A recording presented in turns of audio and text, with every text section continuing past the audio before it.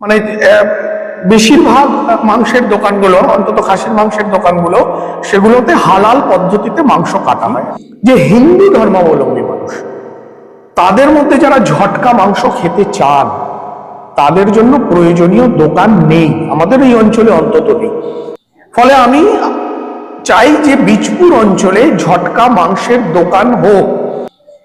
এই বীজপুরে যারা ঝটকা পদ্ধতিতে মাংস কাটবে, আমি ব্যক্তিগতভাবে আমার ব্যক্তিগত রোজগারের জায়গা থেকে প্রতিটা দোকানকে 10,000 টাকা করে আর্থিক অনুদান দেব।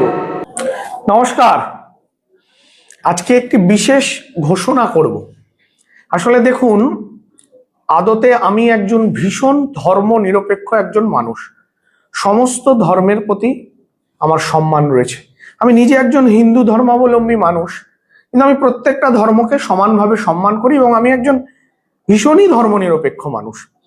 কিন্তু এই সময় আমার মনে হয়েছে একটা বিষয় আমাকে ভীষণভাবে নাড়া দেয়, যে আমরা যারা এই অঞ্চলে থাকুন, ধরুন আমি বীজপুরের কথা বলি, বীজপুর অঞ্চলে হালিশহর এবং কাঁচরাপাড়া এই অঞ্চলে যে মানুষরা থাকেন, আমি দেখেছি এখানে হিন্দু, মুসলিম, খ্রিস্টান সমস্ত মানুষই বাস করেন।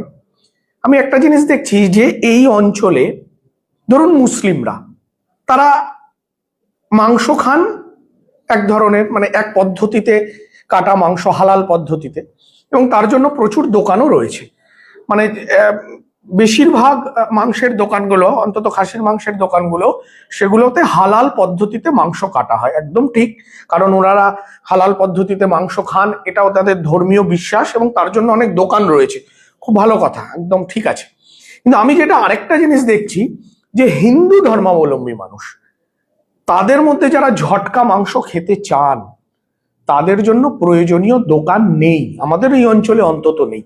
ফলে আমি বলছি, যে মানুষ তার যে পদ্ধতিতে কাটা মাংস খাবে, এটা একেবারে তার ব্যক্তিগত অধিকার। কিন্তু দুটো মানুষকেই, দু ধরনের মানুষকেই আমি অন্তত সম্মান দিতে চাই। ফলে হালাল মাংসের দোকান আছে, যে সমস্ত মাংসের দোকান, খাসির মাংসের দোকান বেশিরভাগই হালাল পদ্ধতিতে কাটা হয়, কোনো অসুবিধা নেই এতে। কিন্তু পাশাপাশি ঝটকা মাংসের দোকানও হওয়া উচিত। তার কারণ, যে হিন্দুরা যারা ঝটকা পদ্ধতি ছাড়া মাংস খেতে চান না, কারণ স্বাভাবিকভাবে আমি একজন হিন্দু ধর্মাবলম্বী মানুষ, আমার মনে হতে পারে যে আমি হালাল মাংস কেন খাবো, অথচ আমি যখন খাসির মাংস কিনতে যাচ্ছি আমি ঝটকা মাংসের দোকান খুঁজে পাচ্ছি না। আমি নিজের জীবনের ক্ষেত্রে এটা দেখেছি, আমরা বাঙালিরা তো অত্যন্ত খাদ্য রসিক মানুষ, বেশ খেতে তো ভালোই বাসি। ফলে আমি চাই যে বীজপুর অঞ্চলে ঝটকা মাংসের দোকান হোক, এবং তার জন্য ব্যক্তিগতভাবে আমার একটা অফার আছে। কি অফার? এই বীজপুরে যারা ঝটকা পদ্ধতিতে মাংস কাটবে বা মাংসের দোকান করবে, যেখানে ঝটকা পদ্ধতিতে মাংস কাটা হবে, অথবা যদি কোনো দোকান থেকে থাকে যারা হালাল পদ্ধতিতে কাটতো কিন্তু এখন তারা ঝটকায় কাটতে চায়, আমি ব্যক্তিগতভাবে আমার ব্যক্তিগত রোজগারের জায়গা থেকে প্রতিটা দোকানকে 10,000 টাকা করে আর্থিক অনুদান দেব।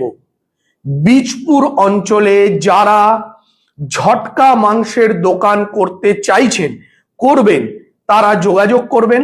তাদের প্রত্যেককে আমি আমার ব্যক্তিগত রোজগারের জায়গা থেকে 10,000 টাকা করে আর্থিক অনুদান দেব। কারণ আমি চাইছি বীজপুরের একজন নাগরিক হিসেবে, একজন হিন্দু হিসেবে, যে আমাদের এই অঞ্চলে ঝটকা মাংসের দোকান হোক, যেখান থেকে আমরা হিন্দুরা ঝটকা মাংস খেতে পারি। তাই এটা আমার তরফ থেকে একটি প্রস্তাব। যারা এই মাংসের দোকান করতে চাইছেন, ঝটকা পদ্ধতিতে ব্যবসা করতে চাইছেন, তারা আসুন, তারা যোগাযোগ করুন, তারা দোকান করুন। তাদের প্রত্যেককে আমি 10,000 টাকা করে আর্থিক অনুদান দেব। এটাই বলার। নমস্কার, ভালো থাকবেন সকলে।